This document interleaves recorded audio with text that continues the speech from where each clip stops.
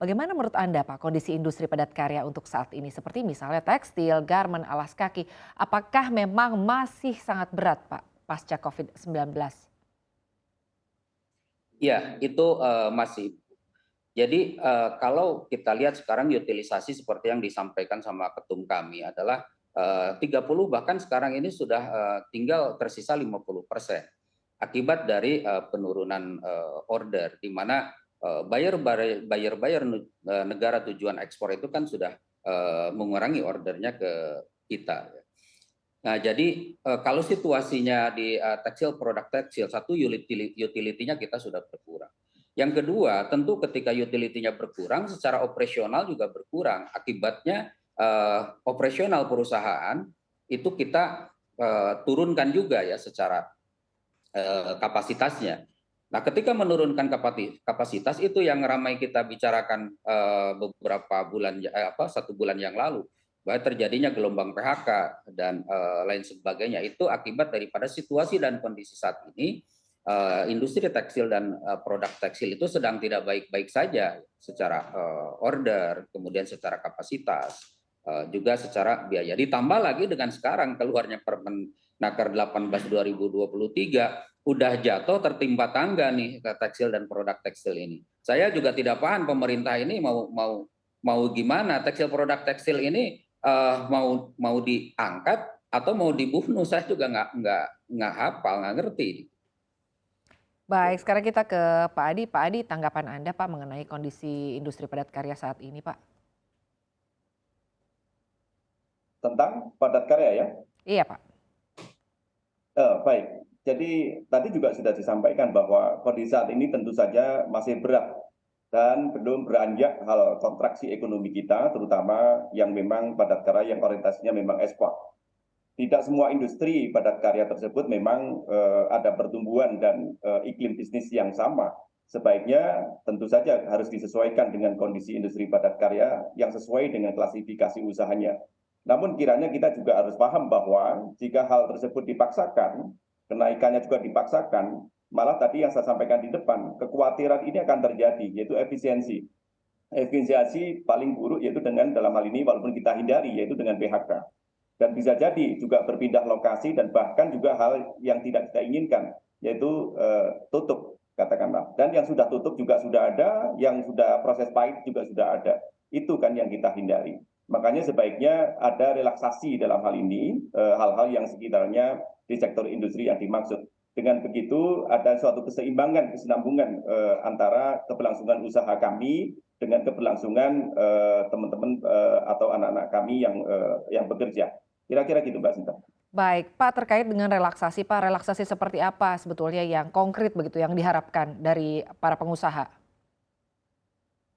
Ya, relaksasi itu juga banyak sebetulnya hal-hal yang kita inginkan. Kepastian hukum yang pertama, itu saya kira penting. Jadi kepastian hukum dalam penetapan upah minimum oleh pemerintah, yang mana hal itu sangat penting dan krusial. Makanya regulasi itu tentu harus kita taati bersama. Jadi jika regulasi berubah-ubah, tentu saja kepastian berusaha pun kami juga rentan dengan satu masalah. Seperti tadi yang disampaikan juga di depan. Makanya kita seyogyanya kedepankan sosial dialog. Jika soal upah tentu saja itu ranahnya bipartit antara pengusaha dan pekerja. Namun jika memang terkait dengan upah minimum yang dimaksud, itu komunikasi dialog tripartit memang sebaliknya juga harus dikedepankan. Makanya dalam hal ini Mbak Sinta, keberlangsungan usaha dan ketersediaan lapangan pekerjaan adalah hal yang utama yang harus kita lindungi dan kita fasilitasi bersama. Tentu yang punya kewajiban pertama tentu pemerintah dalam hal ini dengan dunia usaha dan dunia industri kita yang memang sama-sama kita jalani.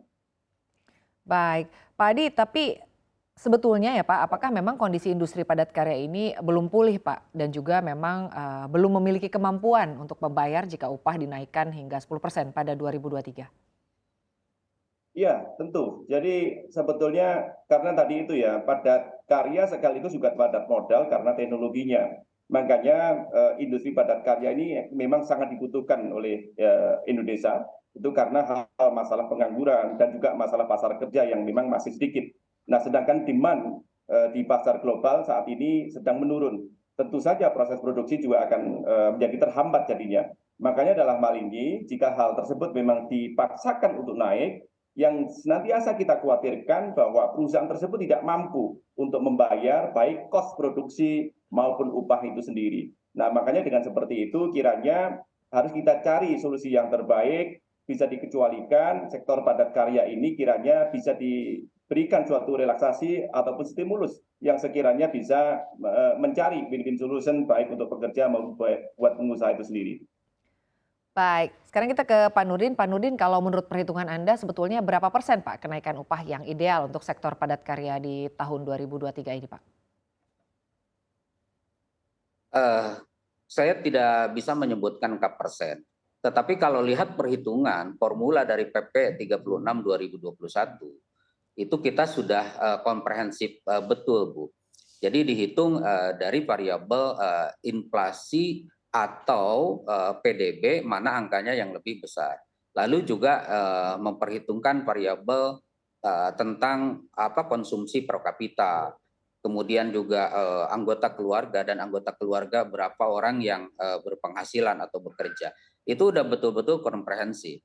Nah, kalau melihat angka presentasinya ya kita tidak bisa menentukan berapa sih sebenarnya kemampuan dari tekstil dan produk tekstil untuk bisa menaikkan upah minimumnya.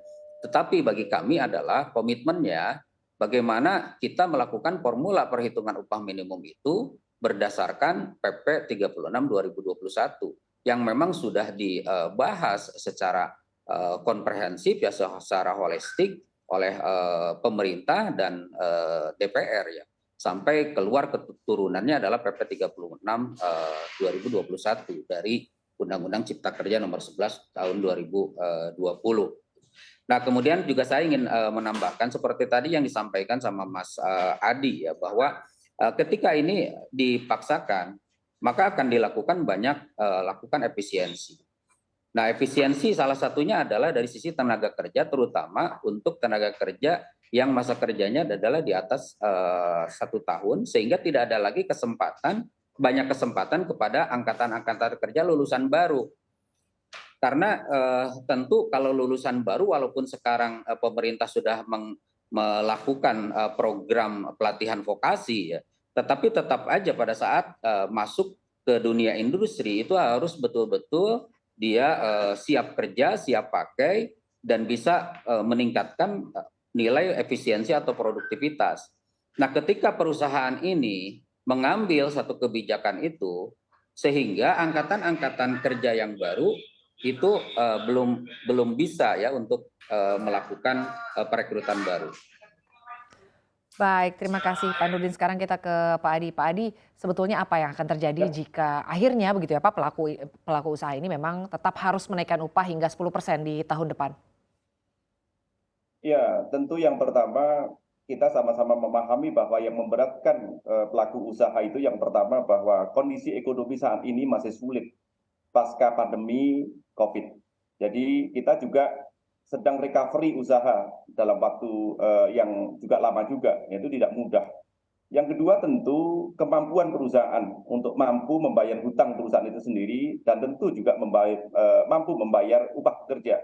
Nah, itu juga yang saat ini cash flow kami masih belum bergerak dari sisi cash management kami. Nah, ini saya kira kita sedang mulai pulih, tetapi dihadapkan dengan situasi seperti ini, saya kira itu sangat berat. Makanya proses produksi barang dan jasa yang ada di kami itu tentu tidak seimbang dengan produktivitas tenaga kerja, tentu keberlangsungan usaha yang dimaksud. Itu Mbak Sinta.